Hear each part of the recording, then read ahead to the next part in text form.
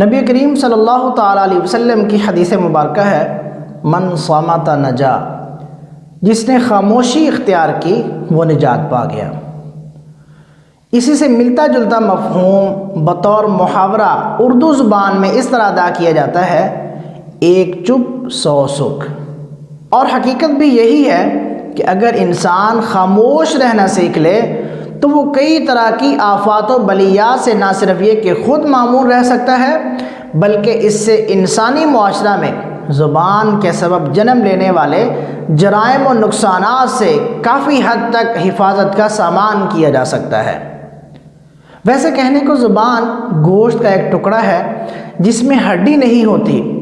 لیکن اس کا غلط اور ناجائز استعمال ہڈیاں توڑوا دیتا ہے۔ دنیا میں جس قدر بھی جرائم جنم لیتے ہیں ان میں سے اکثر زبان کی تیزی،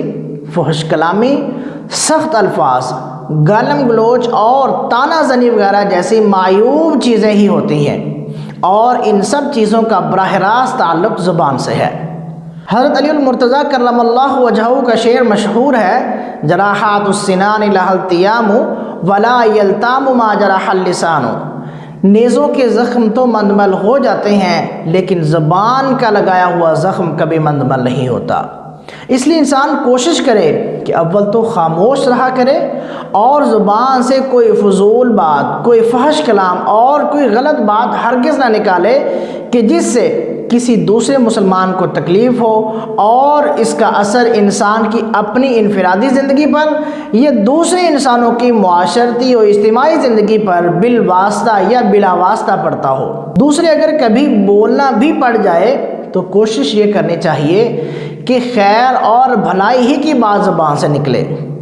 کوئی دوسری لغو اور فضول قسم کی بات زبان سے نہ نکلنے پائے کہ اسی میں انسان کے دین و دنیا کی بھلائی اور ایمان کی سلامتی مضمر ہے۔ چنانچہ حضور اقدس صلی اللہ تعالیٰ علیہ وسلم کے بارے میں حضرت ابو مالک اشعری رضی اللہ تعالیٰ عنہ اپنے والد سے نقل کرتے ہیں کہ ہم لوگ حضور علیہ السلام کی مجلس میں حاضر ہوا کرتے تھے۔ اس وقت ہم لوگ نوجوان لڑکے تھے۔ میں نے حضور اکرم صلی اللہ تعالیٰ علیہ وسلم سے زیادہ خاموش رہنے والا کسی کو نہیں دیکھا۔